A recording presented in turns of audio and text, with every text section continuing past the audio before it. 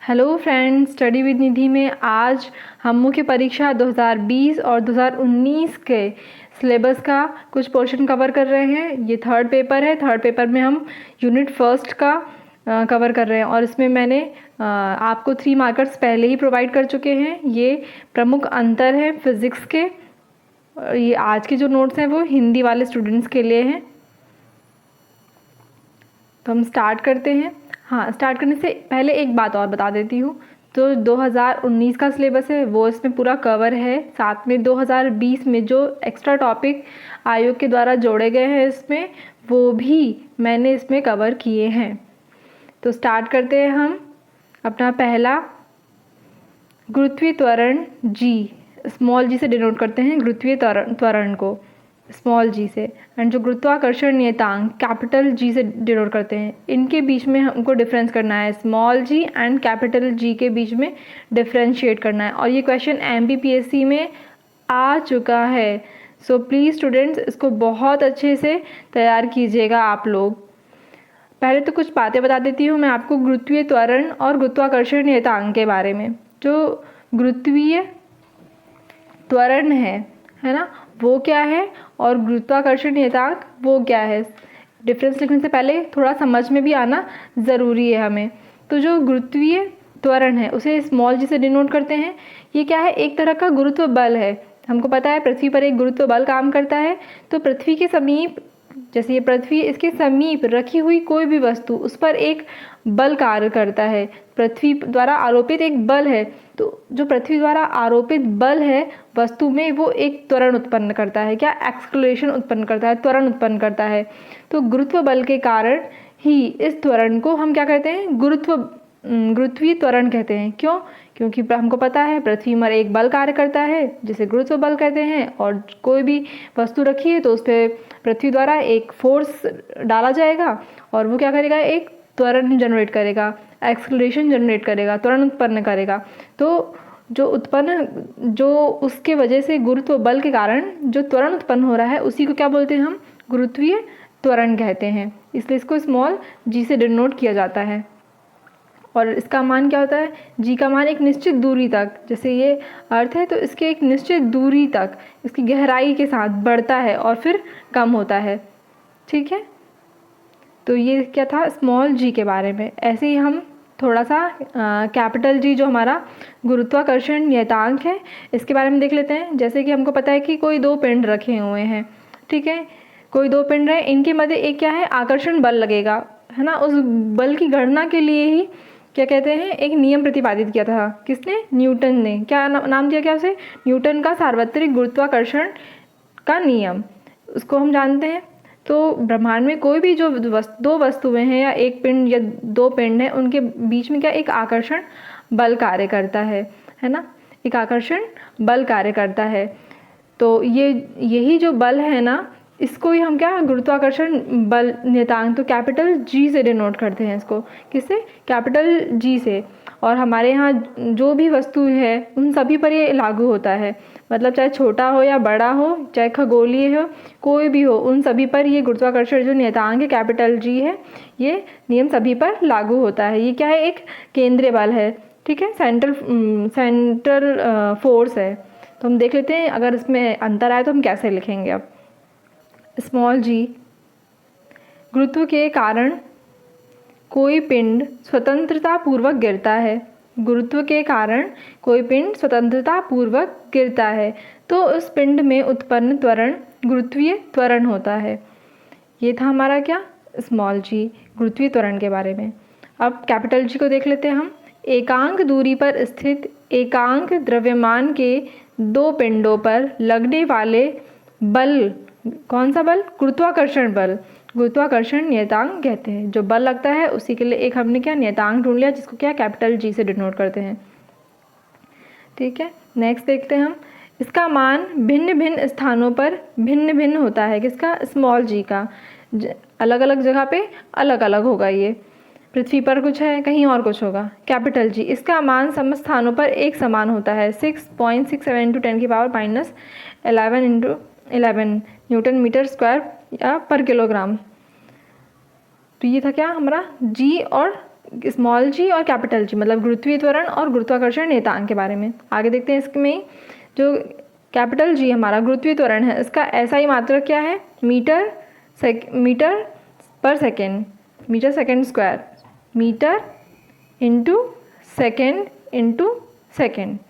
जो मात्रक है कैपिटल जी का सार्वत्रिक गुरुत्वाकर्षण नियतांक का, वो क्या है? न्यूटन मीटर स्क्वायर पर किलोग्राम। ठीक है, ये क्या है? एक सदिश राशि है, ये क्या है? एक अदिश राशि है। ये इसका विमीय सूत्र है। डिफरेंस को हम अपने पॉइंट्स को कवर करने के लिए हम ये सारी चीज़ें हमें डालना पड़ता है। ऐसे ही हम नेक्स्ट देख लेते हैं एक, अनुप्रस्थ व अनुदैर्ध्य तरंगों में अंतर।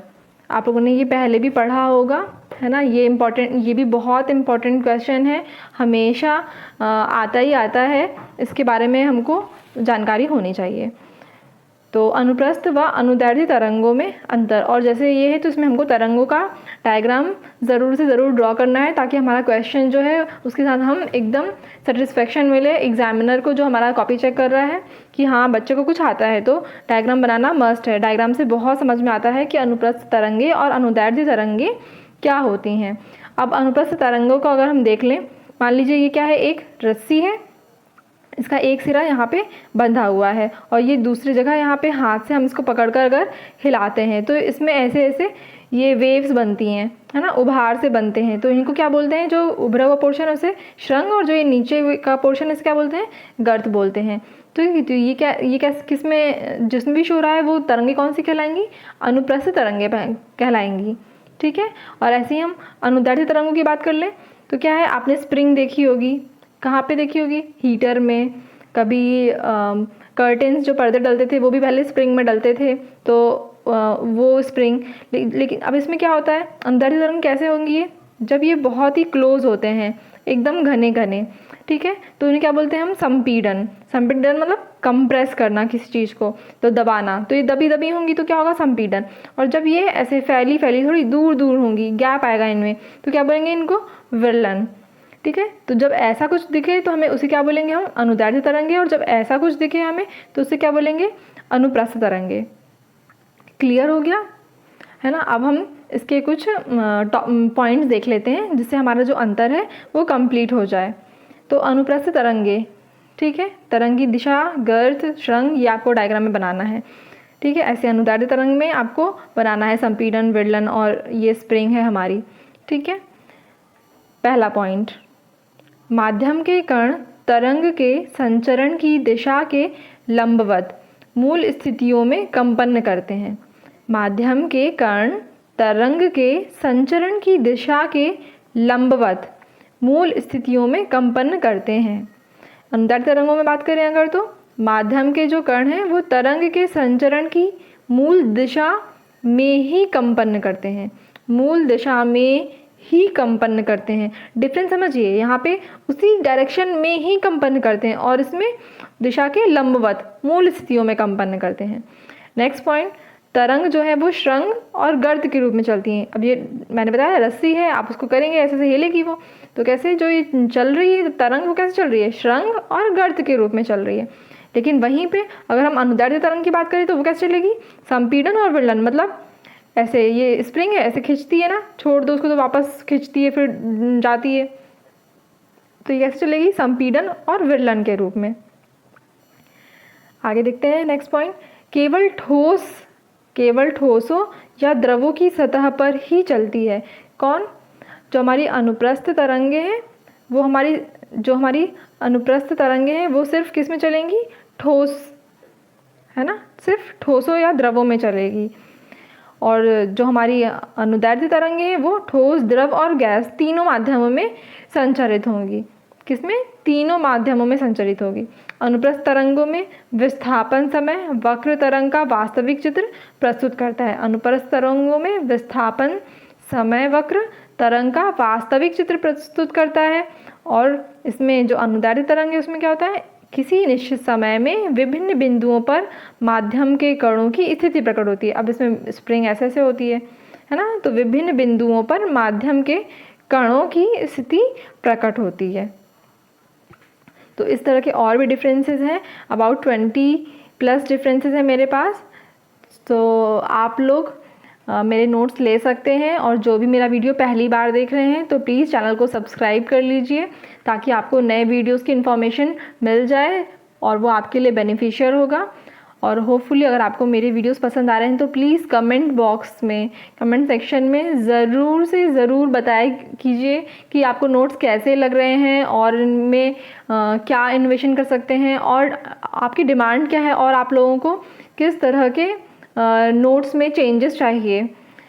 तो ये मेरे लिए भी यूज़फुल होंगे और आपके लिए भी यूज़फुल होंगे। और आज ईद है तो आपके लिए एक छोटी सी मेरे तरफ से, आज मोटिवेशन का नहीं है, आज फेस्टिवल है तो फेस्टिवल पर, आज तो आकर मिल जाओ, आज तो आकर मिल जाओ, देह से ना सही मन से ही मिल आओ। सो फ्रेंड, कोरोना है, आपस में नहीं मिलना है।